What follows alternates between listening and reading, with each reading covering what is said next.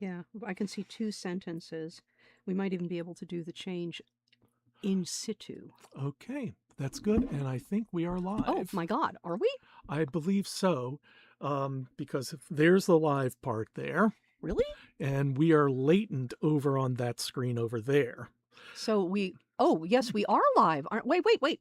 This picture and that picture are not They're not exactly the same. There's they're not different latencies. synchronized. They're not synchronized. But as you can see, like right here, we are live 30 seconds into the podcast. And hello, everybody. We're trying something new. I'm Teresa Peschel, and this is Bill Peschel. And Bill decided he wanted to try something new and use some software that I can't even remember what it is now. OBS? Yes, OBS system. OBS system. And we have no idea how well this will work, but lots of other people manage, so I guess we should be able to do it too. And it was very distracting and very weird to see 2 separate windows on the big monitor, and there's obviously a satellite delay where the image zooming up to Mars and coming back, and so the 2 images are not the same because one of them is coming out of the camera and the other one has to zoom up to the satellite and come back and be diverted to YouTube. So we got rid of that image. So all we're doing, and as you can see, I added to the chat. So hopefully, if anyone out there would like to use the chat so that we can make sure that everything's working. We appreciate it. But we're going to get started here because this time we are talking about the Les Petits Meurtres de Agatha Christie episode of Murder on the Links called Crime Does Not Pay. They renamed it. And in fact, remember it's in the we have a review of it in the International Agatha Christie, and there it is. It was in 2014. 2014 is when this film was released. Right, and this is from the second season, in which we have Inspector Swan Lawrence, we have Alice Averill, and we have Marlene as the secretary. Alice is the reporter. That's Swan, and that's Alice, played by Blandine Belvoir, and Elodie Frank as Marlene, the Marilyn Monroe lookalike. And the thing to remember with Les Petits is that they actually had 3 seasons, and each season took place in a different time era and used a completely different cast. The only thing they had in common with each other, because there was virtually no continuity at all, what they had in common with each other was they all took place in Lille, which is a town in France along the English Channel, very close to the Belgian border, and I am sure that this means something to a French audience, just like putting a cop show in North Dakota instead of New York City or LA, where you would expect one to be. But anyway, we're talking about Murder on the Links. This is Agatha Christie's second Hercule Poirot novel. It's actually the third novel that she published, the third novel that she published. And Agatha took Poirot to France, to an English expat colony in Calais, to solve a murder, and she also used her opportunity to get rid of Hastings, sending him off with the beautiful acrobat Belle of Duveen to Argentina. Les Petits, and we have done one Les Petits. You can tell I'm doing this live. This is why everybody needs a script. Anyway, we have done one Les Petits episode for the live stream previously, and that was The Mysterious Affair at Styles. That was a couple weeks ago. It's a really fun episode. Les Petits Meurtres is wildly uneven in terms of quality and fidelity to text. They are wildly uneven. They are always incredibly stylish to look at. Really, really stylish. They are very, very French. As much adultery as Agatha has, there's even more in Les Petits.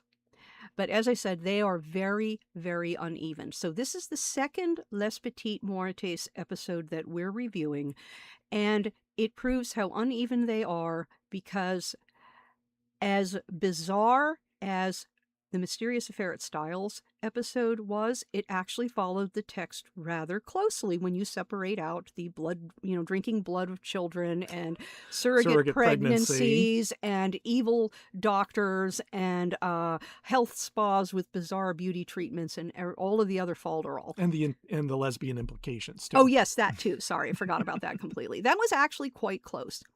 This version of Murder on the Links can be boiled down to a man's mysterious past comes back to haunt him, including blackmail and murder.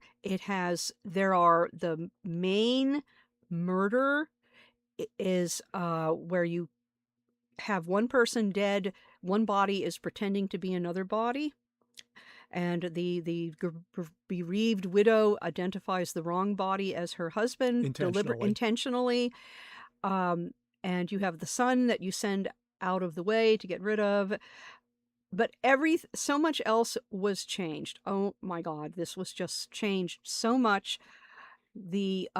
Starting with the opening murder of a waitress at this club called Le Eden. Le Eden. Le Eden, as the French do. And in the novel, the Dubrils, oh good, you have the names up there. The Renaults. In the novel, the Renaults, Eloise and Paul Renault, they never killed anyone. They had a convenient body show up and they took advantage of it.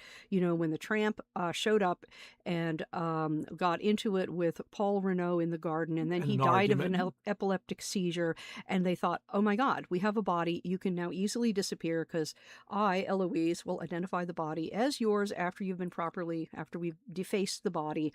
But we don't actually have to kill anyone. Now, we should add that Paul had been involved in a murder 20 years before, and he was never brought to trial. He fled, and the woman that he was involved in, who basically lured him into committing the murder. She manipulated him into the murder. She was put on trial, and she was found not guilty. She was found not guilty. And then 20 years later, he flees to Argentina, gets married, comes back, and she rediscovers him and blackmails him. So that's kind of the basic setup before the book starts. Yeah, and you kind of have an understanding that Paul Renault came back to France because he wanted to come back home, and he thought everything had died down, 20 years had passed, nobody would know. Well, here... And he also has a son, by the way, who's now of age. And the woman who was the murderess, she has a daughter, and they move in next door to each other. But it's not in a sitcom-like way in which there's wacky misunderstandings. There's a lot of whacks, and some misunderstandings, but not a wacky misunderstanding. Yeah. This is in three companies. That was really clear. Anyway, here, Paul and Eloise Renault, and it's difficult because this is one of the stupid things that Les Petits does. They like changing the names of the characters. Perfectly good names. And so you have Eloise Renault becomes Dolores Dubois, and then Martha Dubril becomes Eloise Bonin. So you have the Eloise in the novel as a completely different person from the Eloise in the film. And this is one of the things I absolutely hate about adaptations is they change the names, which really screws it up when you're trying to talk about a certain character, because you expect to be able to say Martha Dubril, who is the young lady next door that Jack Renault falls madly in love with. Well, now she's Eloise, taking his mother's name, and his mother has become Dolores. Yeah. So anyway, this takes place at the nightclub. Paul is in charge with his wife, and his son is just being his son, who is in love with the singer, who we don't know at the moment who she really is, but she plays a role in the movie later. Yes, and we do know that she is already knocked up. And at first, Jack's mother, or here he's called Miguel. Here, Miguel's mother, Dolores, does not know about this, but when she finds out later, she's not particularly keen on the idea of this girl having her grandchild. Mm-hmm. And she does not say this, although Lawrence does later on. How do you even know it's yours, Miguel? That girl is a sleaze. That girl is a floozy. That hussy. That girl is a nightclub singer. Yep. You expect morals from nightclub singers? Have you been paying any attention at all? And one of the problems that this show has is that it has the three main principals, Swan, Marlene, and Alice. They have to have something to do. And in Styles, they could do it because they went undercover. The girls went undercover to investigate the goings-on at the Styles Health Spa. Instead, again, another change that they made, moved it into the business realm instead of a family home.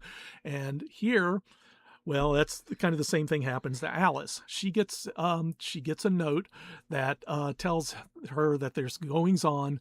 Marie Chantal is her pen name, like Dear Abby. So she gets a letter from the person that says, "I saw a body. I'm in trouble. Help me." But I was in trouble in the past, and I can't go to the police. And then the waitress is murdered, and this has nothing to do with the plot. But it gets Alice into the nightclub. Gets Alice into the nightclub, and it allows the less petite crowd to put Alice in a very skimpy outfit, and it allows the script writer to have Lawrence, and I keep saying Lawrence by his last name, and you keep saying Swan, and I really shouldn't do that. I like calling a guy Swan.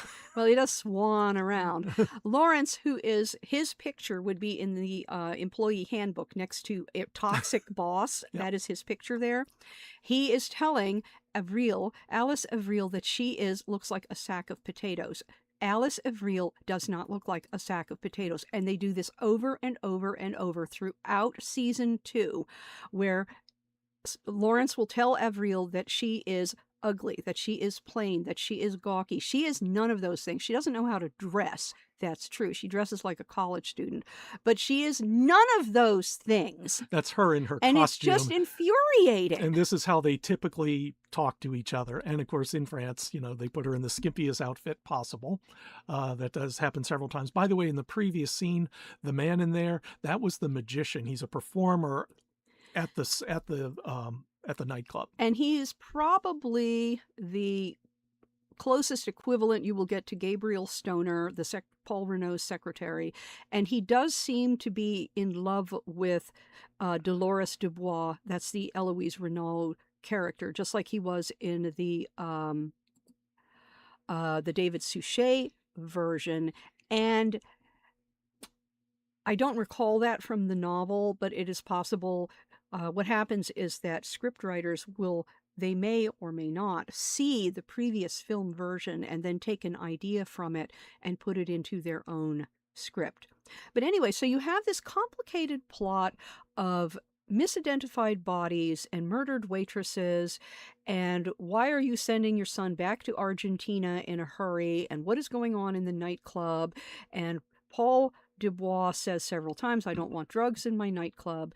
And this is enough plot for a 90-minute movie, and you could certainly incorporate Lawrence and Avril and Marlene into this. But no, we have to have an entire separate 90 minutes worth of movie about an internal affairs investigation by Hubert Petitpois of Lawrence, because of Lawrence's own past as in La Résistance, because of course Lawrence was a hero in La Résistance, and there are collaborators now in high places in France, who they are pretending they were not Nazi collaborators, that were not part of the Vichy government, and they're hiding it, and they need to get rid of Swan Lawrence, even though he is policing in this incredible backwater that absolutely nobody cares about. And so there you have Hubert Petitpois. There he is. And he is like a foot shorter than everyone else. He is so short, he is actually shorter than Alice Avril. And that lets Marlene tower over him, so he is able to keep his eyes fixed on her bosom every time he is in the same scene with her. And Petitpois is a joke in French. because the Petit Pont is actually this teensy little bridge over the River Seine. Or if you do needlework, Petit Point is a kind of needlework. It is a form of needlepoint that is worked on a superfine canvas with superfine needles with superfine thread, and it is like counted cross stitch designed to make you go blind and crazy. So he has a name that is a joke, but if you don't do needlepoint or you don't know about the Petit Pont Bridge, you won't know that. And he has this entire plot where he is trying to investigate Lawrence. He is going to prove that Lawrence is a dirty cop, that he has been involved with drugs and prostitution and every other thing in the nightclubs of Paris. And so Lawrence calls on one of his friends in La Resistance, who is now important in the French Secret Service, and apparently with his friend Gilbert, all of these things are happening off screen to make the problem go away. And you never, ever see what happens off screen to deal with Petit Pont. And this could also have tied into, oh my God, what happened? Sorry. That's all right. You touched something. Yes, I... Don't touch anything! Carry on, dear. I clicked on the more information button. There was a warning about what we were doing, and I can't tell you what it is because we're just going to go ahead, and if this fails, it fails. So enjoy it while it lasts. But anyway, so remember, our nightclub owner, Paul Dubois, had said, I don't want drugs in my nightclub. I don't want prostitution in my nightclub. And the implication is that he is trying to be clean about this. And so if you have Hubert Petit Pont investigating because of Swan's connection with drugs, this would have been a perfect way to tie the two storylines together. But no, they are not tied together in any way, shape, or form. They are completely separate. And then Gilbert, the Le Resistance friend, takes care of things.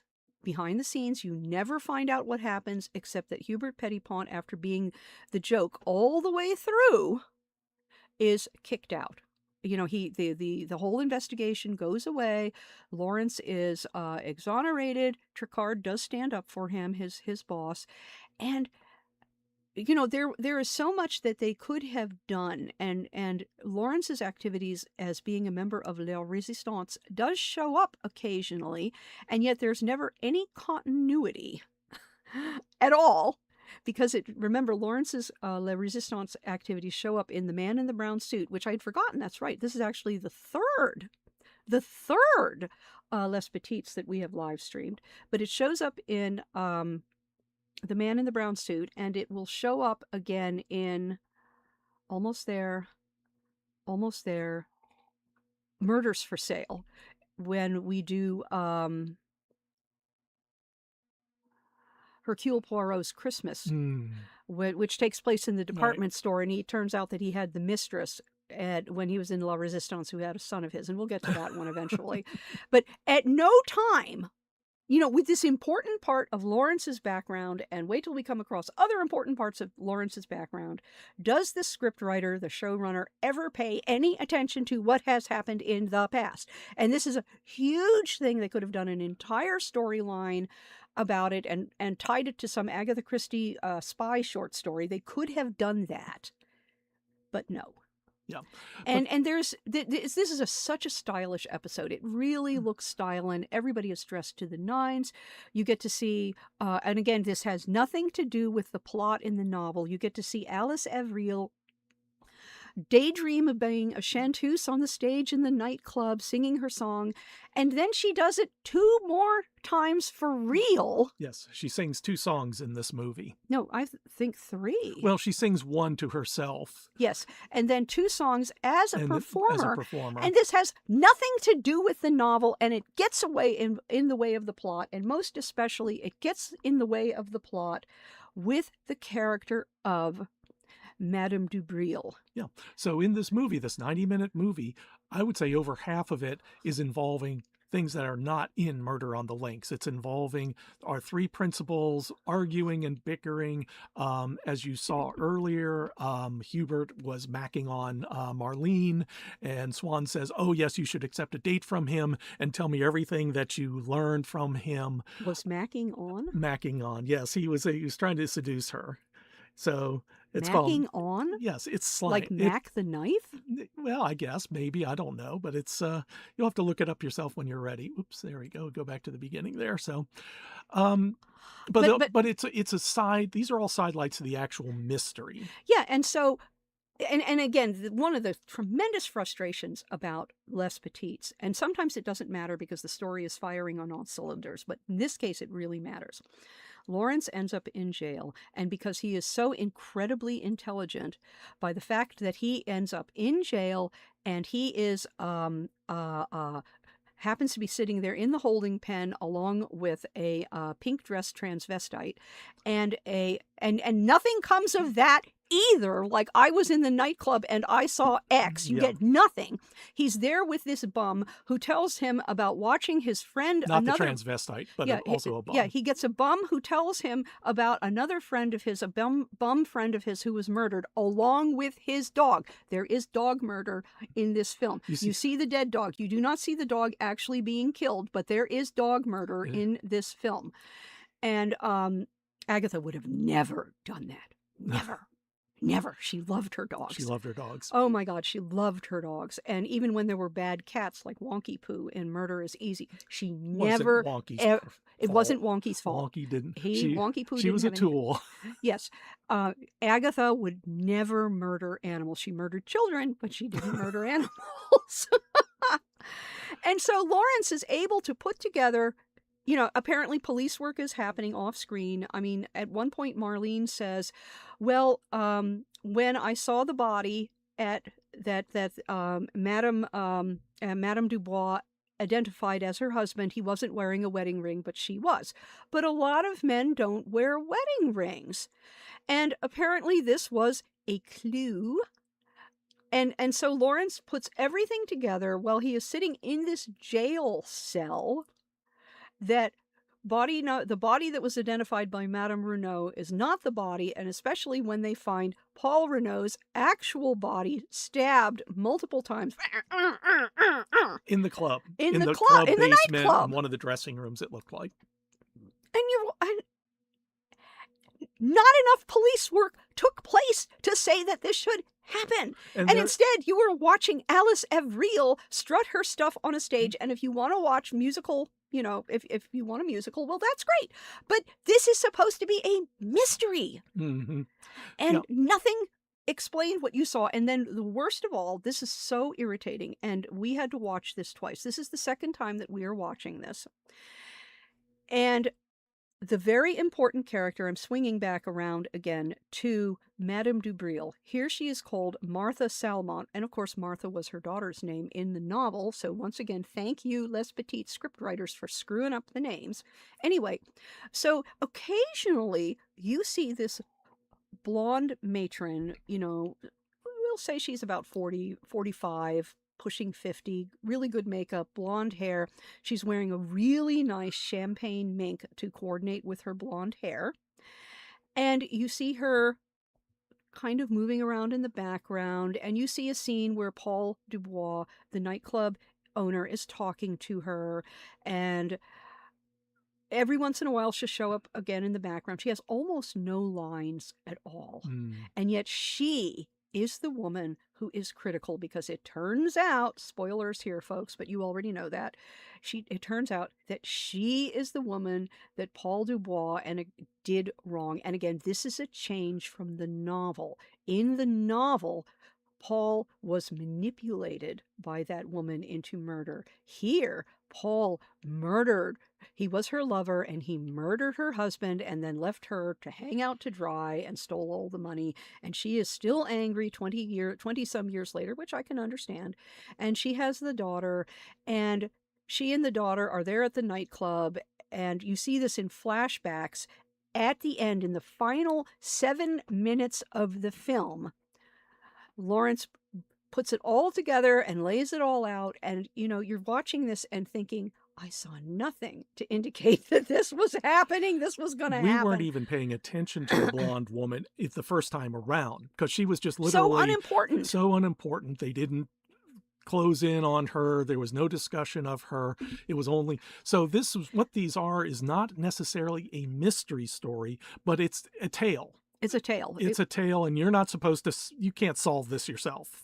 Unlike what Agatha does. That's Agatha's method. I really don't think that you could. And one of the reasons why, and Bill pointed this out after we watched it the first time, when we were talking about it as we walked around the block afterwards, as we did our multiple laps to work out the plot so I could write the review, a couple years ago when we actually saw this. And Bill pointed out that there's Swan Lawrence in the nightclub with a little spy camera taking little pictures. And he noticed the blonde matron in the champagne mink because she went behind the scenes of the nightclub. Basically, she went through the closed door where the customers are never allowed to go. And that means... With the guy, with the nightclub owner. And that means something. That means she is not just another customer, because nightclubs, like every other establishment, they don't let the customers outside of the showroom. They don't let you in the back. They never do. They don't want you in the back because you will see things you were not supposed to see, like the fact that the cook just dropped that chicken on the floor, dusts it off, and then puts it back on the plate. Restaurants and nightclubs and so forth, they don't want you to see that they are watering the liquor. Which they have their secrets. They have their secrets. And that's the only real reason that Lawrence focused on the blonde in the champagne mink, is because you noticed that. I didn't notice that. Yeah. You noticed that. But that's not a good enough reason to focus on this person as a murder suspect or as a material witness. That's not a good enough reason. Mm-hmm. Yeah.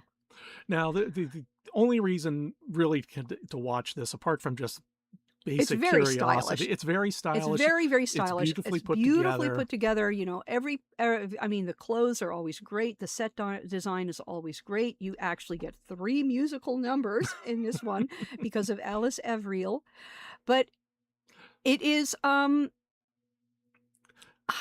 it's frustrating. It's frustrating. It's frustrating. Yes, it doesn't work as a mystery, and it doesn't follow the text. Huge amounts of it were rewritten. I mean, in the novel, Paul and Eloise Renaud, the Renauds, they don't murder anyone. A body falls into their lap, and they take advantage of it. Here, and I guess this is to set up the fact that he is a bad guy, and he murdered... he murdered the husband. He murdered the husband. The bum. Yeah, he murdered the bum. The waitress. And probably the waitress. Mm-hmm. Probably, but it may have been his wife who murdered the waitress. We don't actually know. Yeah. But they're not nice people. And so that makes it kind of okay for the blonde in the champagne mink to blackmail them. And then she's apparently okay with her daughter carrying on with the son of her dire enemy, to the point of her daughter getting knocked up. And apparently she's okay with that. And that's, again, I think we may have seen one scene with her daughter, the blonde in the champagne mink, and her daughter, maybe, and that's where they were sitting at the table. Yeah, they were sitting at the table in the flashback, because they went in. Except was that her? Because her hair was really dark. Well, and the Eloise Bonin, the knocked up nightclub singer, her hair was much lighter. But when I saw that scene, it looked like it was a different woman because she had black hair. But that's where they met. That's where they met Paul. Yes, because they didn't know Paul owned the nightclub. He came over and said, "Oh, how are you? How are you?" He was glad handing everybody, and then they recognized each other. And the daughter says, "Mama, who is that?" And that's when that's why she dyed her hair. The daughter dyed her hair because she ends up getting a job at the nightclub in order to seduce the son. Yeah, and of course we're extrapolating. We're having to add to the plot because it wasn't in there. It totally was not in there. And also, there's the Madame Dubril character, Martha Salmont, she's complaining about her dire poverty, but if she is able to afford a champagne mink like that, she did not look like she was on her desperately poor on her uppers. Well, maybe You during the war, I after guess that. I have This is good no times 20 years idea. later, so who No knows? idea what she was doing in her time. Maybe she was prostituting herself with all of those. Maybe this, again, and then you come back to the Nazi collaborators, because see, this is where you end up adding to the plot. So, okay, maybe Madame Salmont, the blonde in the champagne mink, maybe she got herself through the war by collaborating with the Nazis as one of their mistresses, and that's how she ended up with the champagne mink. And she knows the collaborators who have it in for Swan Lawrence and are trying to remove him and put him in jail so he doesn't reveal their nefarious activities in the war. And or maybe just revenge. Or just revenge. And it could have gone this way too, like with the drug thing. But no, all of these plot threads are dangled in front of you like strings in front of cats. And just like strings in front of cats, you will never succeed in grabbing it and putting it together into something coherent. Yeah. But the one thing that is good about this episode is that you get to see Swan, who is just absolutely toxic and absolutely hateful. You see him getting beat up with a stick by Petitpont, who is kind of like Popeye, only not as handsome. And of course, not as capable either. Not as capable either. I mean, that's where you're supposed to go for the head. But on the other hand, you get at least a little motion of seeing Swan feel a bit of pain, which frankly is all to the better for him. I mean, honest to God, as you watch this over and as you watch through all 28 episodes, is it 28? I think it's 28. I think there are 28 episodes in season 2, because they did anywhere between 3 and 5 a year for a number of years. And you watch this and you think, how? I mean, he is supremely capable. Swan Lawrence is supremely capable and supremely intelligent, and he is the worst boss ever. The only thing you can say about his boss abilities is he does not sexually harass Marlene, who is dying to be harassed by him. He does not harass Marlene. He always treats her about as well as he treats everybody anyone. No, he's a little better with Marlene. Yeah. He's a little better with Marlene. And how does this man even stay in business? Oh, I think I know why we're getting that little warning sign. I bet it's because you ran a clip. I don't know. We will find out. Since you don't want me to clip on it, we'll just have to wait. Yeah, we'll just leave it. We'll see if all this works, or if we're just talking to a dead air and no audience. We'll find out. Well, we always talk to no audience, but whether you're able to put it up on YouTube so that it shows up later, so that you can watch it, we'll see. Different. We'll see. YouTube has its weird ways, but anyway, so that takes care of Crime Does Not Pay, Murder on the Link. So what's up for next week? We have something really, really different. We have a subscriber, a fan, and that, let me remind you, so if you like what you see, please subscribe to our YouTube channel and follow us on Instagram so you always know what it is that we're doing. But we have a fan sent us a link to a previously undiscovered, totally unknown, even by Dr. Mark Aldridge, Agatha Christie scholar extraordinaire, Agatha Christie film. It is The Unexpected Guest. It is an Estonian production from about 1990. Ida Ever is in it, and she plays the mother of one of the characters, and I can't remember which one it is now. Oh, it's the mother of the wicked husband. Oh, the mother of the wicked husband. She's the mother of the wicked husband. And they changed the title. It is not The Unexpected Guest. It is The McGregor Case. So they changed the title, and I don't know how this guy found it, but thank you, and he found it, and it has subtitles so that you do not have to understand Estonian to watch this film. And you saw it, and it is The Unexpected Guest. It is, all the way through. It is The Unexpected Guest, so that is what we are going to be seeing next week. And it's available Wednesday on YouTube. Look up the McGregor case, and we'll put a link in the description below. Oh yes, please do put a link in the description below. This will be our first time seeing it. Again, nobody knows that this exists, and we would like to spread the word because, of course, a new Agatha Christie film is always welcome. So we will watch it Wednesday. We'll discuss it Thursday, and then I will December write a 4th. review for the second edition of Agatha Christie She Watched International Style. And it should be really interesting because we've seen The Unexpected Guest a couple of times, but always Indian productions. This is going to be a European production. This is Estonia. And weirdly, the English have never filmed The Unexpected Guest. And I don't know why. Yeah. When it's a very popular for being filmed, it's been filmed all around. It's been filmed in Japan. It's been filmed in India a lot. It's I'd have to look it up. Yeah. But that's what we're going to do. We'll see that on December the 4th, and then on the Wednesday after that, we're going to start on Roger Ackroyd, aren't we? Yes, Yeah, so we are. we'll be doing the David Suchet version. Yeah, 9 times The Unexpected Guest has been filmed. This makes number 10. Mm-hmm.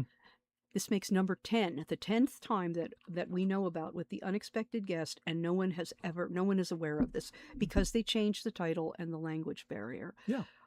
So this is, we're going to say goodbye, and hopefully we will be back next week if YouTube doesn't cancel the channel for trying to show clips without sound just to show you what the thing looks like. And we'll find out, and we hope to see you next week, and enjoy the rest of your Thanksgiving dinner. Absolutely. And bye-bye. Bye-bye. Okay, and then we